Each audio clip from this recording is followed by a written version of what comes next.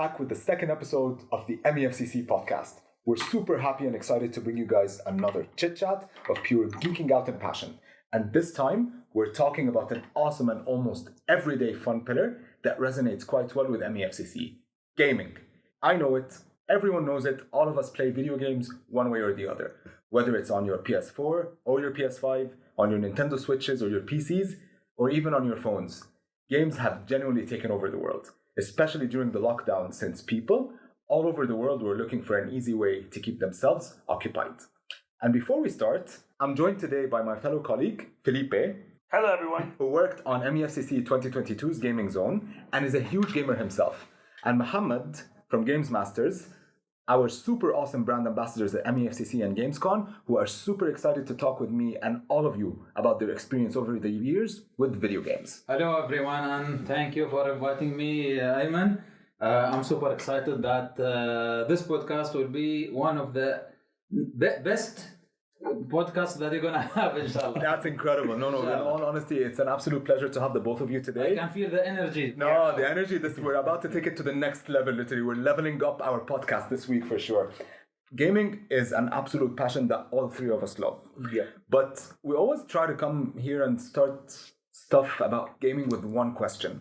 How did your journey with gaming start?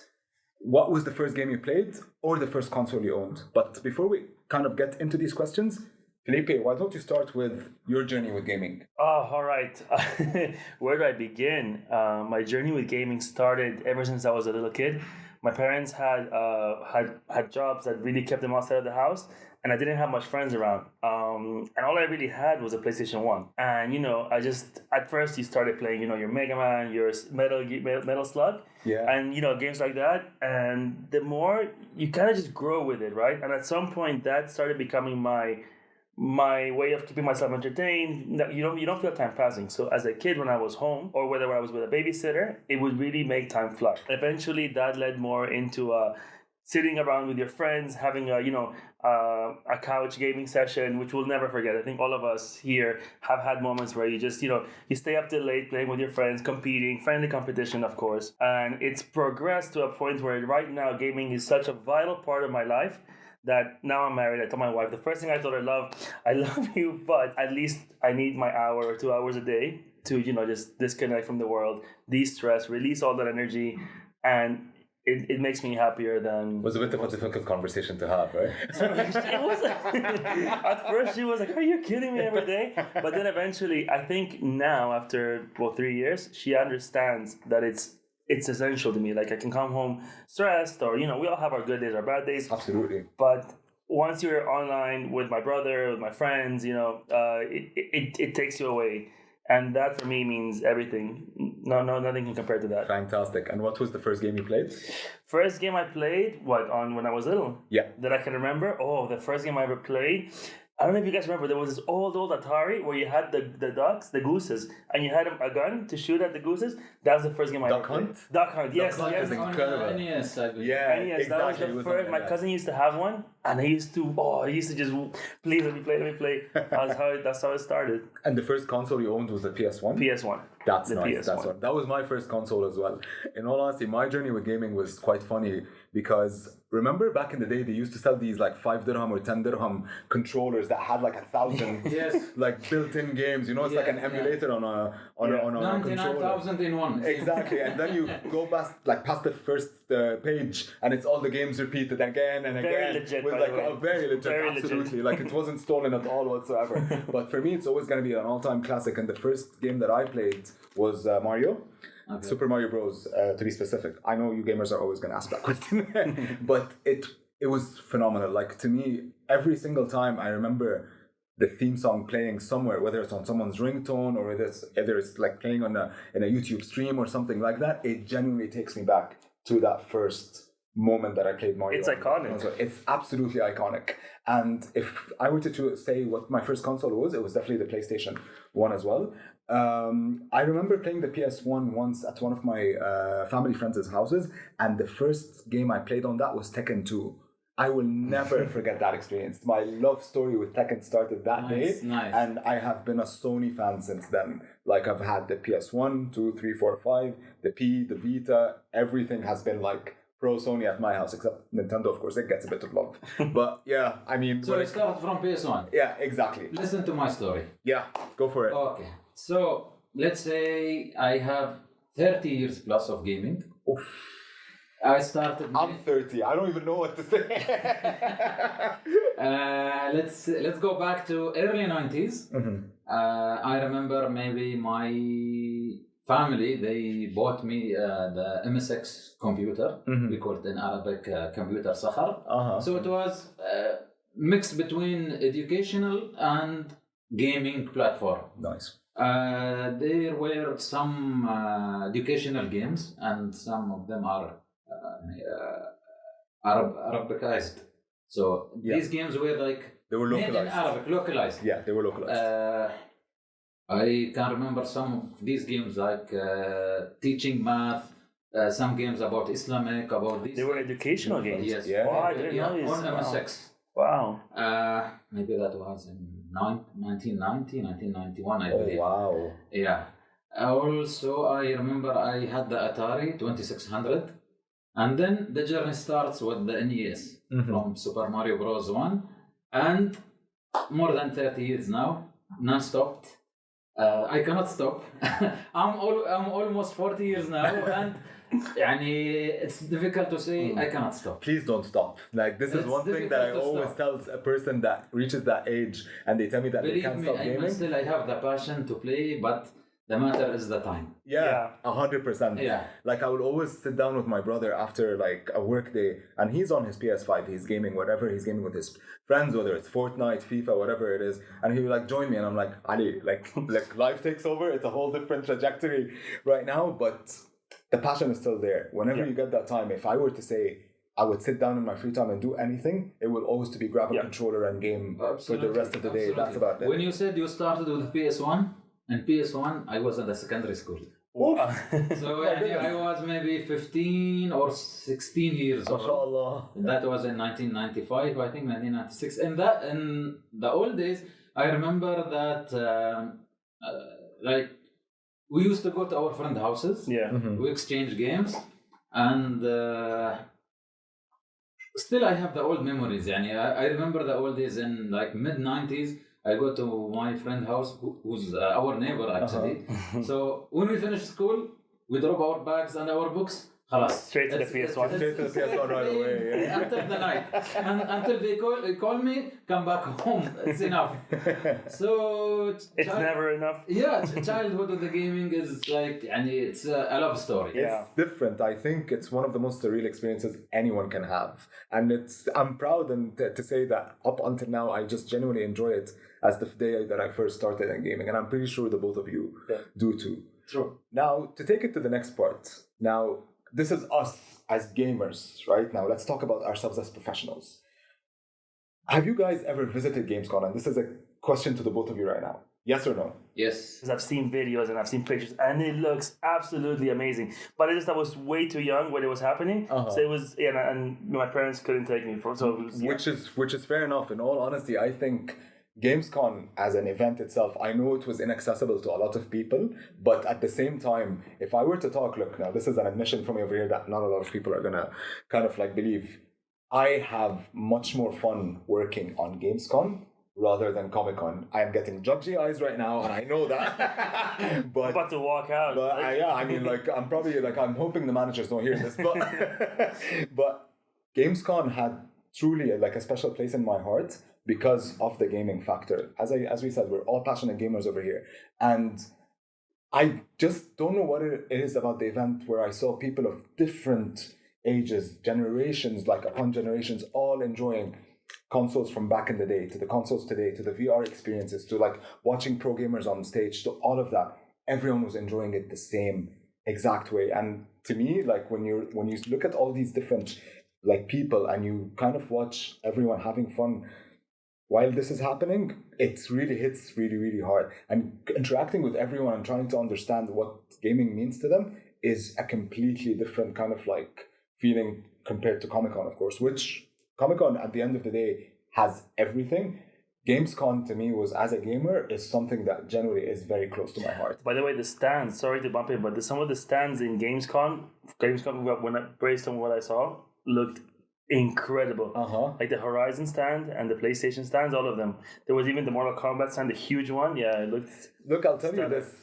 One of the reasons why I really like gaming companies to always take part in Comic-Con and Gamescom is that their stands genuinely really, no pun intended, they stand out. They genuinely stand out because they absolutely crush it. I will remember from Comic-Con 2019 when PlayStation was promoting Days Gone, that stand that they had built where they had the huge tree house and they had multiple areas around the show floor that had different forms of zombies and stuff like that. I was like, this company really kind of wants to show people that it's there for the gamers 100%. And this isn't even a gaming show, it's a pop culture show. But they were like, no, we need to make our mark. See, Ayman, PlayStation as a brand, when they join or attend these big exhibitions, a huge weight has been put on this events. So I even attended shows or events outside the UAE. Even PlayStation are participating there. I remember the Days Gone event, the Days Gone stand. I remember what's called the other game they had in Comic-Con, Detroit. Yeah, and Detroit Become Human, that's correct. I remember that. It was like stepping into the Detroit world. Exactly. Yeah. So when PlayStation are participating, believe me, a lot of eyes are going to look. They're bringing their own world into the show somehow. Exactly. That's what I've always seen. That's why, honestly speaking, Ayman, I'm carrying a message to you all. We want to see more of gameplays and these exhibitions. Please, we believe in you. Yeah. Do as much as you can. We need these big companies to participate. Which brings me to my next question. Xbox, Nintendo, This is good. big distributors. We want to see them by their names. Absolutely, which does bring me to my next question. That was good that you brought this up. We saw the gaming zone at Comic-Con this year. This was kind of bringing that gaming aspect of the show back into the main scene because it was missing in the 2020 edition due to whatever it is, whether it was COVID or them not participating or whatnot. But I saw how that impact was. I saw how full the gaming zone was. What were your thoughts on it? And Felipe, I'm going to ask you the same question right now as someone who worked on the gaming zone yourself. What did you think it brought to the show? But let's start with you, Mohammed. About the gaming zone, it's one of the sections or areas in Gamescom either or in Comic-Con where a lot of people sit there for maybe hours to watch other people maybe playing on huge screens or maybe esports competitions that takes place there.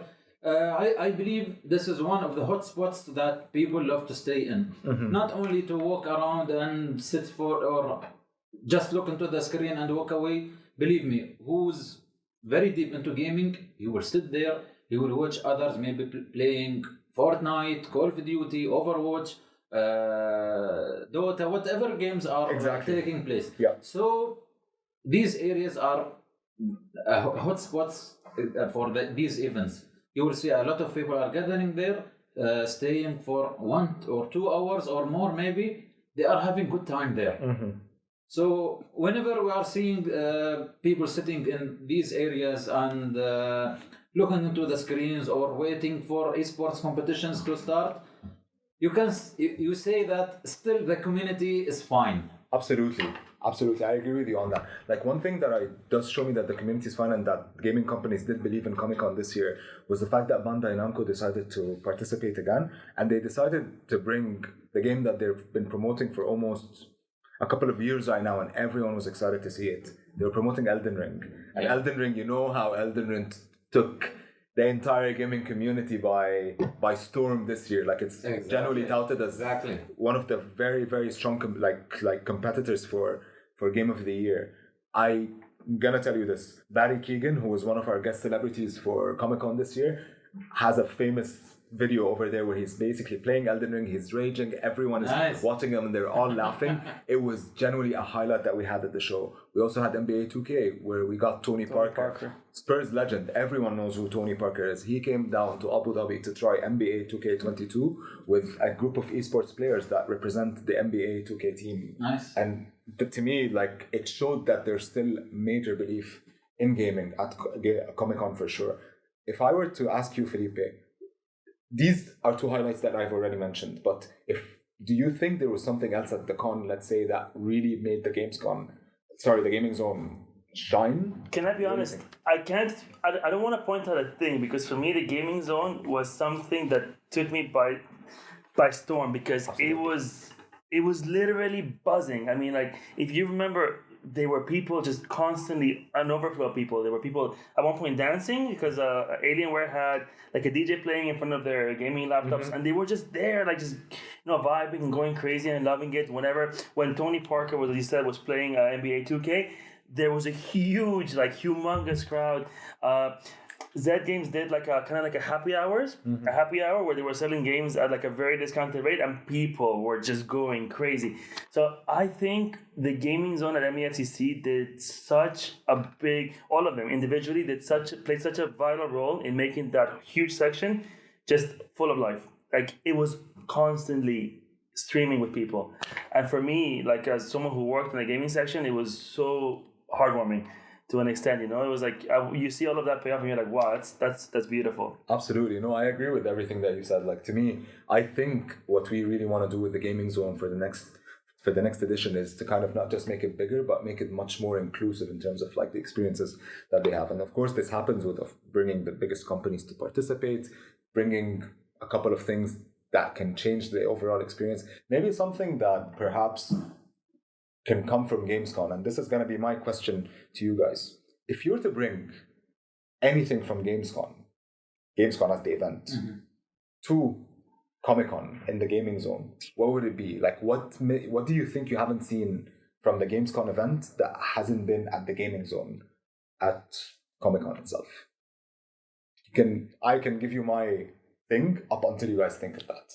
For me, go ahead. For me, I've always wanted to see a YouTuber or a streamer at Comic-Con playing against people that are visiting the show somehow. That's very interesting, because a lot of us that are, I'm a very competitive gamer myself, and I've always wondered how I would do against a pro player. So that would be incredible to give other gamers that chance, like, to see, okay, this is how good I am. This is a pro in front of me. Let's play against each other and just see, you know, if I really am as good as I think, or maybe I'm, you know, that I think that could be really, really, really cool.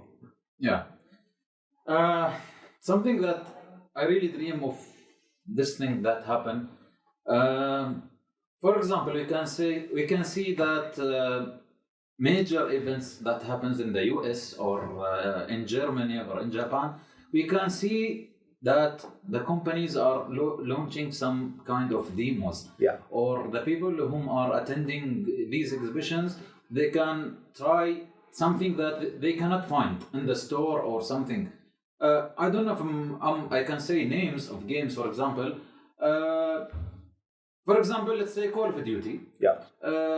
Still, the game is 2 months away from launching. And let's say now we have an event. For example, Gamescom is starting next week. I really dream of seeing the new game in our exhibition. You mean like a launch? It's not a launch. At least the people who are coming to the event can try the new game. So an unreleased game. Unreleased games, for example, 2-3 months ahead. That will be more attractive. That will bring a lot of people to the event. I want to try God of War, Ragnarok.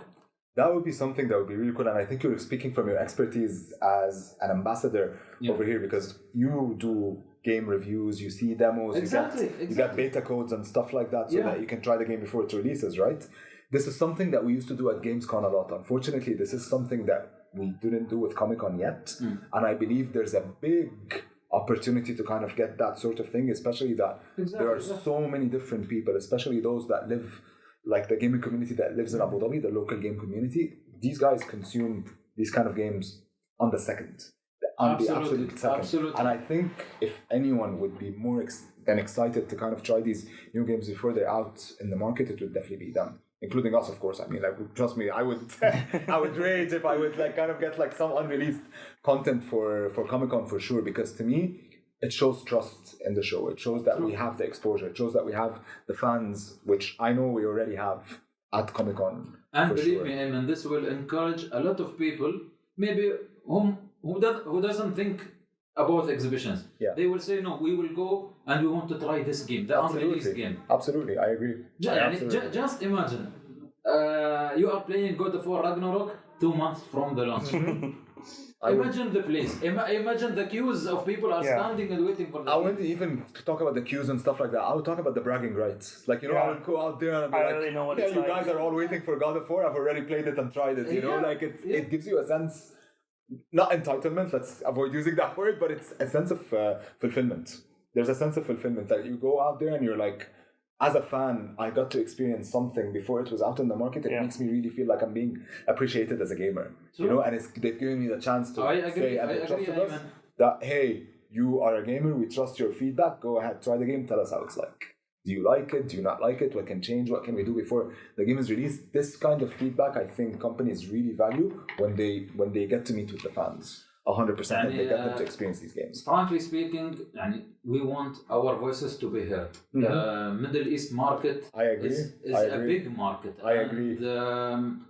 They can put more effort and more belief in this market. And honestly, we deserve more than this. Oh yeah, definitely. I agree. To be honest, a lot of top-line talent comes from the UAE. Like, there are very good gamers out here. Gamers who put in the time, put in the work, put in the effort, and are loyal. Because I can safe to say that the gamers here in the region are super loyal. So if they like, for example, if they like God of War, they're going to be loyal to it. They're going to be waiting. They're going to buy the deluxe edition before it comes out, everything. But it's just a matter of giving them more love. And servers, please. And servers. More servers. We need more servers, 100%. The ping is too high. Oh, the servers are such a pain. That's good. Now, to take things off the professional level and go back to us as being gamers again. When you play a game, what makes a game an essential game for you? Like a game that you would really, really love as a game? Is it the gameplay? Is it the graphics? Is it the music? Is it the storytelling? Is it the characters?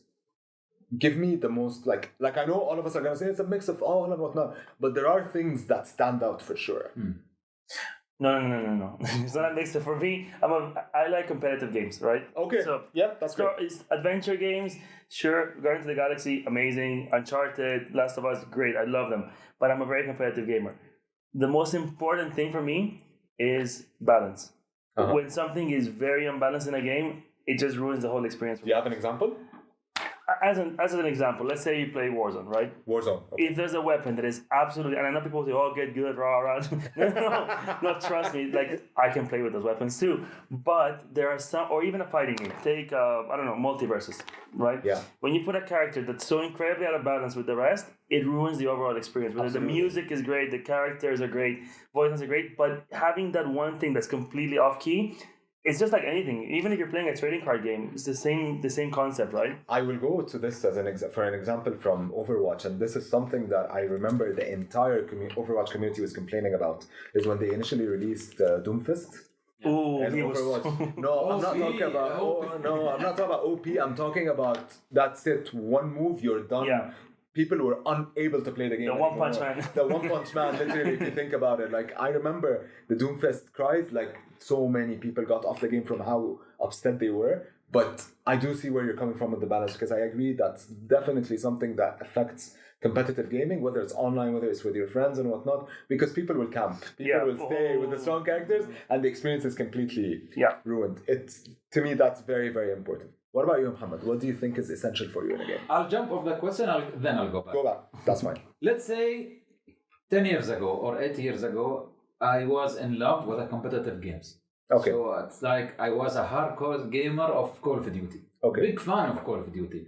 So we had many friends whom we got out from these games. We became friends. We started talking to each other. We used to meet from time to time. So with every release of Call of Duty, we were like spending hundreds of hours, year by year. Prestige.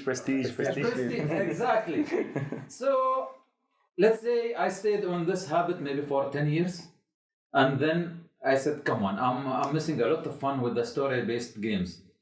Let's make a balance, or let's give a priority to the storytelling games. So what happened? There was no balance.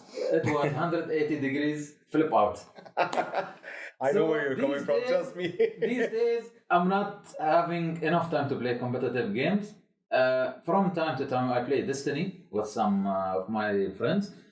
Call of Duty, very rarely I'm playing it. I'm more now into story-based games. Especially now with a lack of time to play. Let's say the story game takes maybe a month to finish. While it used to be finished in 1 week or 5 days. Maybe even the playing time, they keep on saying 15 hours or whatever. Yeah, exactly. 15 hours means 1 month for me. Exactly. That's all. But I tell myself, after I finish the game, I achieved something. Yeah, that's great. By the end, I achieved something. I agree. And maybe in the last 2 or 3 hours, I'm making a list of what games I finished in this particular year. Let's say until now in 2022, around 10 or 11 games I finished already. What was your favorite? Or what was the most memorable? They made you go, wow. Okay. For this year, Horizon. Forbidden West, huh? Nice. It's something amazing. What stood out for you in the game? Like, what was the best thing about the game? Wallah, everything. Everything, huh? The story is amazing. Gameplay, used to this game. I played the first one, yeah. Gameplay was improved, much better even than the first one. The music and the hosts was something absolutely nice. By the way, I got the platinum trophy. Oh my god! Wow. You know, I've never gotten a platinum trophy in any game. Oh, you're missing a lot of fun. Man. Like, I'm openly admitting this in front of everyone. See, usually I finish the games. خلاص. Once you see the credits, خلاص. Thank you very much. The closest I've gotten maybe was like 75% on like. But it's a grind. I mean, it's a proper grind. It's a proper grind. For 100%. This game, I had some friends at my back. They were pushing me to finish it on a platinum trophy, and then you take out the CD from the console. From the console, that's exactly. it, right? Yeah. And this time I can say the story is not the main part in each game. That's true. That will attract me to play the game to the end. Okay, this was for this year, right? This was for this year. For the last 5 years. Last 5 years. Okay, well, if I were to tell you the same question, but for your game, like your favorite game of all time, what would it be? For me? I'll make it 3 games. Okay. خلاص. Top 3 games of all time? Yeah. God of War? Okay. Which one? I think I'm gonna take so. No, honestly, God of War is... See when a gamer gets excited? See what I'm talking about? God of War is an experience. From the first one to the last one, it's a whole experience. All of them. It's an experience. Metal Gear Solid? Yes, I agree. And I want to say Uncharted. I want to say Tomb Raider. I want to say Assassin's Creed. It's an action-adventure game. That's what. Exactly. Well, this is my type. I agree. No. These games are definitely ones that stand out in terms of the narrative and in terms of all the other elements and whatnot. For me, the one that really stands out when it comes to stuff like that is Kingdom Hearts. Like that game took over the love that I have for Disney and the love that I have for JRPGs, and it got. I should introduce you to one of our friends. Who? You don't know him exactly. Okay, I don't know. His name is Khalfan. Okay. He built a section in his house. It's like a gaming room. Yeah. Which is all designed about Kingdom Hearts. Oh wow! I'm moving in. That's it. I'm done. I'm moving into his house. Wallah, I need maybe an hour to speak about this guy and how he's in love with Kingdom Hearts. I cannot blame him because, in all honesty, when it comes to the story is phenomenal. Very confusing, but very, very unique in that sort of thing. But for me, one thing that I love about video games in general, but this one stood out for me, was the music. The music in that game is incredible. Nice. It's incredible. And for me, like someone who is always on a playlist when I'm driving or I'm working or studying or doing something, it's like, you know how you have mixes of rap and pop and rock and whatnot. For me, it's like mixes of video game soundtracks. Yeah. And this is the one that's sticking the most.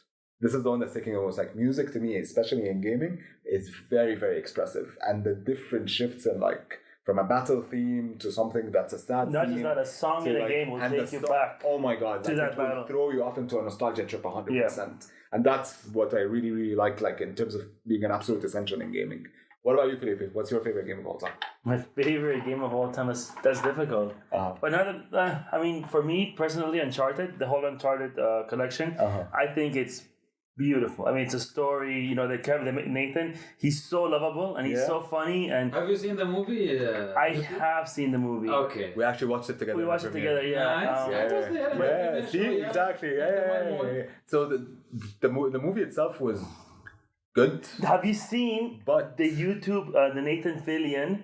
The fan made one. Fan-made Nathan Fillion YouTube short. It's a 10-minute video on YouTube. Watch it if you haven't. Oh my God. That guy is meant to be Nathan Drake. He is literally Nathan Drake. That guy I is promise meant to be you, Nathan Drake. there is I can no agree. Is he actor. a cosplayer or something? No, he's an actor. He's a very famous Okay. actor. But he, with a team of fans, worked on a short that was posted on YouTube. Okay. And he basically plays Nathan Drake. It's like But he he plays him. Oh. He He's plays incredible. him perfect. I mean, the reason why I liked the movie, but I couldn't enjoy it as much as I did because I had watched that fan made I agree. movie. And once seeing that fan made movie, my expectations for the normal movie would have been way higher, right? Because it's like 100 times the budget. But that fan made movie is just, trust me, watch it and come back to me. It's Nice. unbelievable. Nice. So Uncharted, but the last game that really blew my mind was Guardians of the Galaxy. Is it the music? The music, Is it the music? the music is so good. The music Let is me so ask you a good. question, guys. Was Tom Holland the right person to play Nathan Drake's No. character? No, I don't think so No, either. I love Tom As Holland. much as I love him. Massive respect for him. He's an incredibly talented actor, but not for Nathan Drake. Or Sully. Mark Wahlberg wasn't Sully. I thought Mark Wahlberg wasn't bad as Sully in all honesty. No, Sully But then should have again- been older. But you know, the thing is, no. I mean, Nathan Yeah. Drake is very young in this one Yeah. anyways. And I think this is what people really miss out when they watch this movie, is that this is like, A prequel. it's a prequel. It's genuinely a prequel. They just decided to go with a very weird direction in terms of the prequel in all honesty. But I thought if there was any character that was played to his score correctly as per the games, it was definitely Mark Wahlberg as Sully. Okay, what is the best video game movie that has been released to date? Sonic the Hedgehog. I reckon. The last one? Yeah.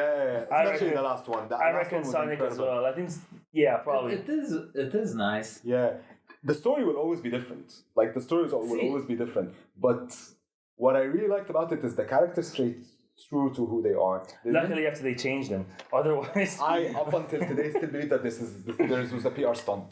it would have I been a still- genius PR I stunt. still believe this was a PR stunt. There Because was do you no remember way. the first edition that they released The first for Sonic? design. The Yeah. first Sonic. design? Yeah, I yeah. still believe this was a PR stunt. There was no way Jim Carrey would have signed on to this movie if that's how Sonic looked like. No way. It would have been so funny. It would have been hilarious. It would have been amazing to watch to It an would have extent, been but hilarious. But that was phenomenal. The way that they redesigned him was so good.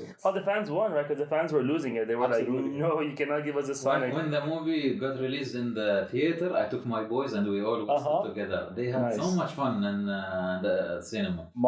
My brother grew up playing Sonic, even though like he's 11 years younger than me, so he didn't see the Sega Genesis and Okay. all of the Sega Mega Drives and all that.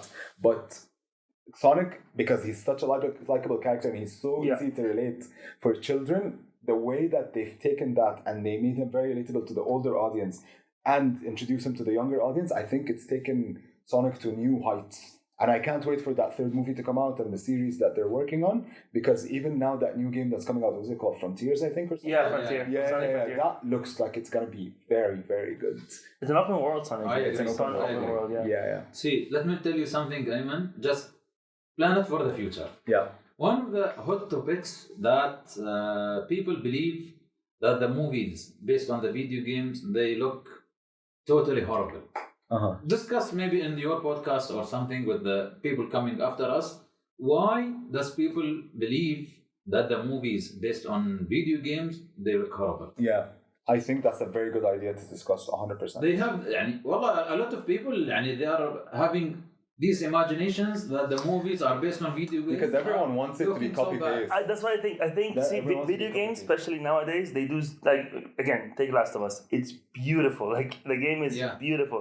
So I think people are expecting that same level.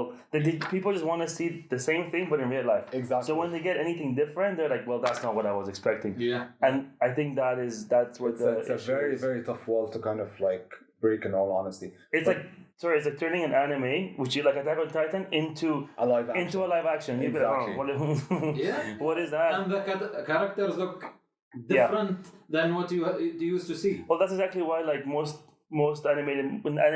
animations that get turned into a movie don't normally work. At all. Yeah, and it's understandable. I mean, Disney's been struggling with that themselves, so it's quite understandable that how fans will always play a role to a certain extent. But I do agree, as a topic we can discuss for sure in one of the upcoming episodes, is to like the creative differences between games to movies, anime to movies, like even like live action, like into games and stuff like that. All of that definitely can be discussed. Now, the last question that I'm going to ask you guys, but this one, I think we touched upon it a bit earlier, but I want you guys to be a bit more expressive with it. You guys said you play competitive, so you definitely play online. Yeah. But how many friends have you actually made online, and how has that really kind of like transitioned into like a real life friendship? Can you give us an example of that? Let Philippe start because I need to count. I'll tell you, give me your best story. Your best story. No worries. So, Felipe. If I were to give you my best story, it was about 8 years ago, more or less. I was playing online with my brother. It was 5 against 5, Uncharted, ranked. And I think we lost, so it was 5 against 5, we lost 2 of our members. It was me, my brother, and a guy. We won it was incredible, but we won. Never forget that. I added the guy. And the guy is super introverted, doesn't like talking to anyone. He accepted my friend request. He joined us, we kept playing, didn't speak a word. Anyway, we kept inviting him because he was really good. After like 2 weeks, he just said hi. Eventually, slowly, throughout the years, he told us his name, he started talking. Nowadays, we talk almost daily on WhatsApp. He's one of my best friends. I haven't met him till today because he's all the way in the US. But he's become a really good friend of mine. And I consider him a really good friend of mine, even though, it started off from him being this super, super awkward human who doesn't like to interact with anyone because he doesn't like to interact with people. But, being able to connect with someone that might not find it easy to connect in real life, but seeing him opening up to you, telling me about, who he is, what he likes, what he does. He's an incredible gamer, super team player, and I have to give him a shout out because he's one of the good ones. Amazing. Nice. That's the lovely experience of playing online, and this is coming from someone who doesn't play online, unfortunately. But I know for a fact that there are so many. I know you're gonna hate me, but it's fine. But I know for a fact that online gaming has really opened up new ways of making friendships. And I do believe there are a lot of people out there that have become super duper best friends, or even like people have ended up getting married just by gaming online together and stuff like that. They've made taking gaming to the next level. Tell me about it, right? That's the meaning of a level up. What about you, Muhammad?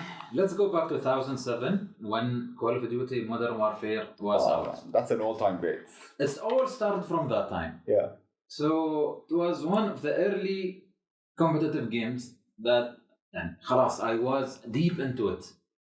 I can say maybe more than 20 people I knew from Call of Duty series.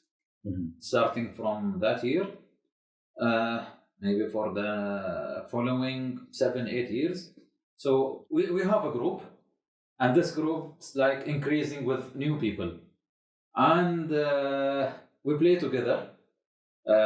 We meet up from time to time.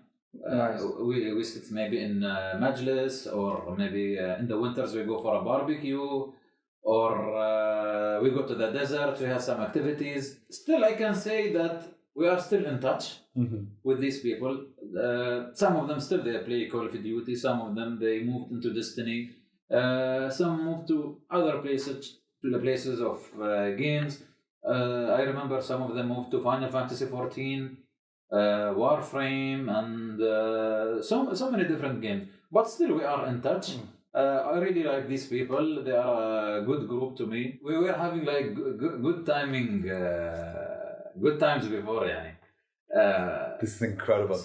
Like, see how different the experiences are? Felipe made the best friend of a game, and you made an entire clan. Yeah. Can you believe that? Like, you had so many different people added to a group. Like, you had a group of gamers just come together. You guys were going out. You were having the best time of your lives and stuff like that, just because you guys connected through a game. True. Until now, every game of Call of Duty, before it release, you can see the passion in them. We want to buy the game from day one. Come on, guys, let's go back and play the game. Yeah, everyone, they are encouraging the others. Let's buy the game from day one and let's start. For sure, this year's game will be different than last year. It's gonna be absolutely nice. We will have fun. Let's bring back the old days. And then they start for 3, 4, 5 months. And then khalas. They will be waiting for the next game next year. No, for me, I will keep on saying this. Yes, not the biggest online gamer myself, but I really admire how it's genuinely made people meet virtually. It's gotten some best friendships to come out of it 100%, and it's still kind of really contributed to the development of gaming.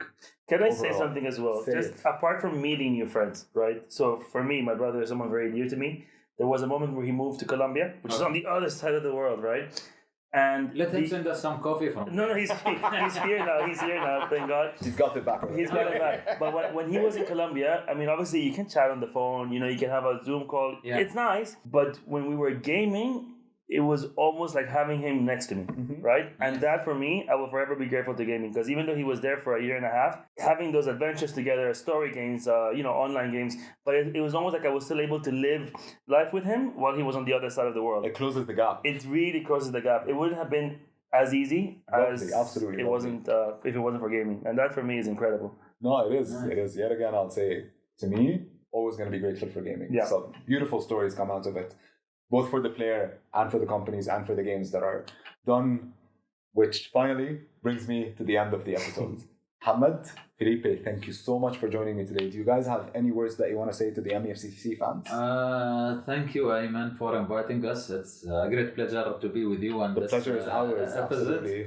And inshallah, we'll be expecting an outstanding Comic-Con and Gamescom, hopefully. Thank you.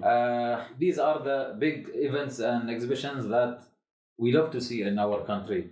And we have the full trust in you that year after year, these exhibitions must be taken into the next level and to bring something we haven't seen before. In all honesty, I will say this as well. Thank you for the trust and thank you for the kind words. But one of the reasons why I really strive to do this is the involvement of the community itself, and you being a complete wall of support for us throughout the entire years since you joined us first as an ambassador, and kind of building your connections through these events and going on to collaborating with PlayStation and with all of these different video game companies. You've really kind of showed us that it's not just the show that needs to go on, it's the people that really run the show. Not the organizers, but the community itself runs the show for sure. Thank you so much for joining us today. What about you, Felipe? What's your message to the fans? My message to the fans is, no matter how busy you get, no matter how crazy life may get, find time to game. It's a wonderful hobby. Don't let anybody tell you otherwise. And if you ever want a game, you can you can add us in the comments, and I'll always be happy to jump on a match with you in any game. That's fun. Are you gonna share your gamer time? I will share my gamer time. Yeah, I'm always happy to game. I look forward to meeting you all in person at MEFCC. That's great. And that concludes our second episode of the MEFCC podcast. Stay tuned for the third episode next month, where we discuss a fan favorite pillar of the show, cosplay. See you next episode, and don't forget to geek your heart out. Bye, guys. Bye. See you around. Bye. Bye.